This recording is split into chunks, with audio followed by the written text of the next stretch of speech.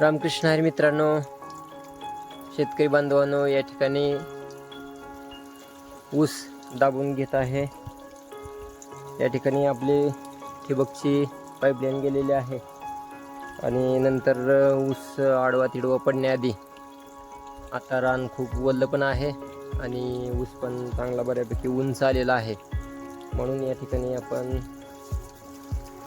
ऊस आपल्याला जाण्या येण्यासाठी ऊस दाबून घेण्याचं काम या ठिकाणी आपण करत आहोत। हे 2-4 ऊस आपण ऊस दाबताना निघालेले आहेत। तर बघा, अशा पद्धतीचं आपलं ऊस आलेलं आहे शेतकरी बांधवांनो।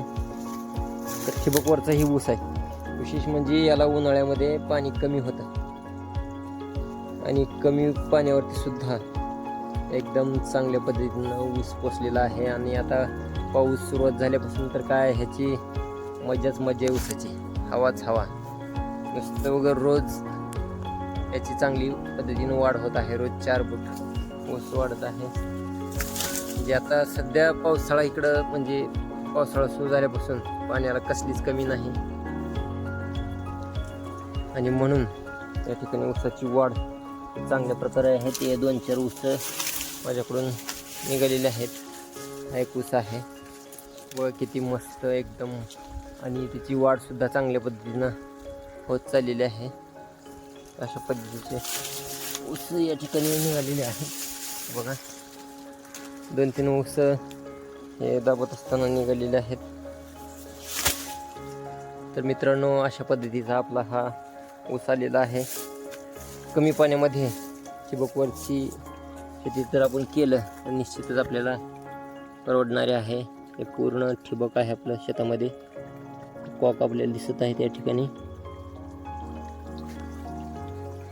या ठिकाणी आपल्याला नंतर, म्हणजे आता कसं डुकरं वगैरे फिरलेले आहेत, परत इचू काटा याची भीती राहत नाही, म्हणून या ठिकाणी मी ऊस दाबून घेत आहे।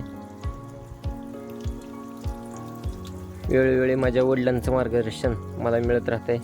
म्हणजे शेतातले काय काम करायचे, काय काम नाही करायचे, हे वेळोवेळी माझे वडील हे मला नेहमी मार्गदर्शन करत असतात आणि त्यांच्या मार्गदर्शनानुसार मी या ठिकाणी शेतीमध्ये काम करत असतो। आता त्यांनी मला ऊस दाबून घेण्यासाठी सांगितलेलं आहे वारंवार।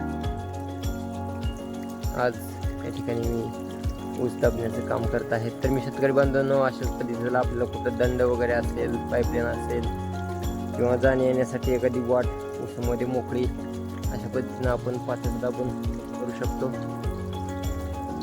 त्याच्यामुळं आपल्याला भीती वगैरे राहत नाही कशाची। थोडा प्रकाश सुद्धा मध्ये या ठिकाणी पडते आणि माणसाची ये-जा वगैरे असल्यानंतर काही या ठिकाणी राहत नाही। चिचू काटा वगैरे, डुकरं वगैरे ऊसामध्ये राहतात।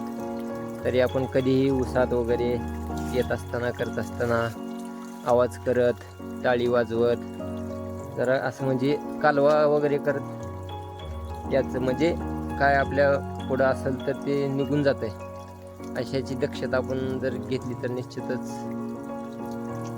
आपल्याला कसल्याही प्रकारच्या भीतीचं वातावरण राहणार नाही। तर मित्रांनो, अशाच नवीन माहिती मिळण्यासाठी व गावाकडच्या गोष्टी या चॅनलला सबस्क्राईब करा। फेसबुकवर बघत असेल तर आमच्या पेजला फॉलो करा, लाईक करा, कमेंट करा आणि सबस्क्राईब करायला विसरू नका। रामकृष्ण हरी।